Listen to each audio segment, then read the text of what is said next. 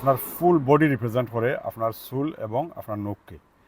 তো এখানে শিক্ষা দেওয়া হইল আপনার আর আমারে যেন আগামীকালকে যখন বকরি কুরবানি দিবা তখন আপনার ফুল বডিটা আপনি আল্লাহ পাকরে সমঝাই দিবা। মানে আল্লাহ পাকের অপছন্দনীয় কোনো কাজ আপনার বডি দ্বারা হইতো না। গরুরে যখন আমরা গলা খাইতে আরি মানে মাথাটারে যখন বডি থেকে আতরাই, তো আমরা ওটাও লেসন নিতাম পারবো যে আমার মাথা তো আর আল্লাহর মানে আমরা তো মাথা আতরিছে না, আমরা তো গোলা তো আমার খাচ্ছি না, ফসুর খাচ্ছি। ইয়া আল্লাহ এখন কোথাকে আমি আমার মাথার মধ্যে যে ব্রেন আল্লাহ আপনি আমার দিছেন, ব্রেনটা তো মাথার মধ্যে থাকে। তো আমার ব্রেন আর আপনার মানুষের ক্ষতি করার লাগে ব্যবহার করতাম না, ইবল চিন্তা করতাম না, ইবল প্ল্যানিং করতাম না, মানুষের ফায়দা করার লাগে ব্যবহার করবো। শুধুমাত্র ও লেসনটাও যদি আমরা নেই তখন মনে করা যাইব যে আসলে কুরবানি আপনার মানে একটা কাজও লাগছে।